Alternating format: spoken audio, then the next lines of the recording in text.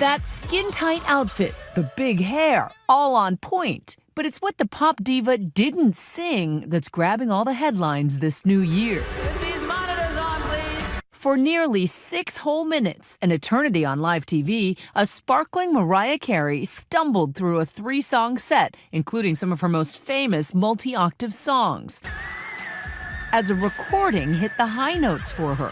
Of course, her legions of fans come out in droves to hear her sing live, like this fan posting her performance in this summer in Paris. But during this New Year's Rockin' Eve with Ryan Seacrest, she wasn't feeling those emotions. Just walk me down. Mariah said she couldn't hear her tracks because of a faulty earpiece. We're missing some of this logo, but it is what it is. Roger Love, vocal coach to stars like Selena Gomez and John Mayer, says that when performing live, noise from big audiences often overpower the music. It is completely common for artists to have backing tracks. They have these things called in-ear monitors, which are like mini headsets. So she not only could not hear herself, she couldn't hear the music. He points to the songstress repeatedly trying to communicate with her engineers. She already is bringing her hand to her ear, signaling that she is having some issue. So Carey, who was supposed to be the headliner of the night, instead became headline fodder, some even calling her performance a train wreck. I think she could have sung more. I think she could have tried to stick with it more, but once it went wrong, she diva'd it up, and it was funny. She was the queen, something went wrong, she even used the royal we. We can't hear. We're having some trouble with the monitors. I'm trying to be a good sport here. For a brief moment, Carey appeared to be back on track. You hear her start to sing a little bit. Oh, yeah. Oh. It's not because she can finally hear the music, but the drums are really so loud being pumped into the audience that she's feeling the beat. He says there was little the star could have done to help the situation. So many other performers would have just run off the stage or would have stopped and say, fix it. She was actually very calm, knowing that she was singing for millions, potentially billions of people. But things got even more cringeworthy when she started singing We Belong Together. It was like watching a queen fall on her face. The shaken songstress ending her 6-minute performance, leaving the stage quickly. You just don't get any better. Hours after the performance, she responded on Twitter, saying with a shrug, in a sense, stuff happens, and here's to making more headlines in 2017. It's certainly more memorable this way. If Mariah had come out and delivered a flawless performance and then the ball had dropped, I don't think we would all remember this. Tonight, the finger-pointing continues. Mariah's manager accusing show producers of hanging her out to dry, telling Billboard in part they acknowledged that they knew her inner ears were not working. They did not cut to a commercial. They left her out there to get ratings. Dick Clark Productions saying an initial investigation has indicated that DCP had no involvement in the challenges associated with Ms. Carey's New Year's Eve performance. The special aired on ABC television, which had no comment on the matter. It did seem as though Mariah had trouble hearing earlier in the evening. It's hard for me to hear. She didn't handle this gracefully, she handled this Mariah-ly. You have to understand, she is Mariah Carey.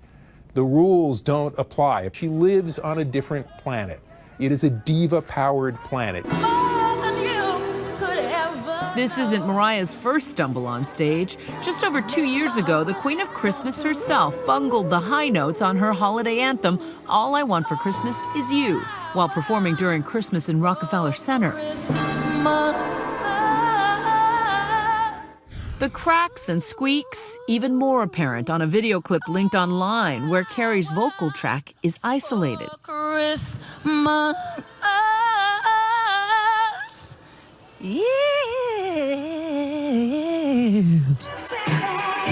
And on YouTube, there are fan compilations like this one of her singing snafus. Absolutely nothing in the right ear. The performances reminiscent of her 2008 appearance on Good Morning America, where the track starts playing before Mariah starts singing. I know that you've been waiting for it, I'm waiting too. My imagination. Megastar's lip-syncing big-time performances is not anything out of the ordinary. Many have been caught, from Britney's infamous 2007 VMA performance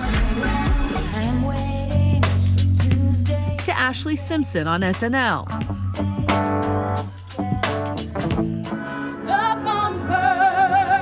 Even Queen Bee herself got caught lip-syncing at President Obama's second inauguration. But there's no question Mariah can sing.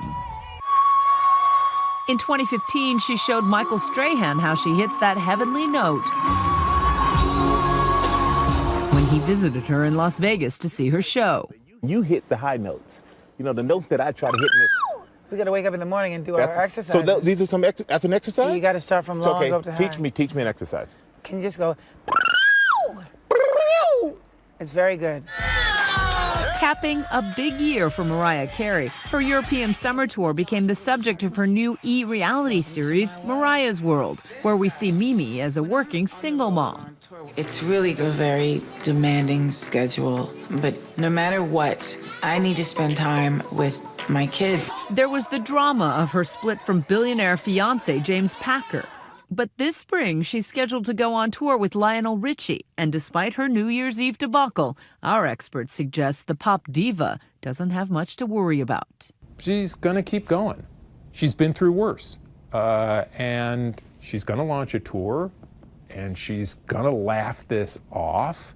And meanwhile, it's going to be diva time. All fallout will lead to her singing live on her next performance and killing it, and everybody realizing that her voice is just as good now as it was 20 years ago.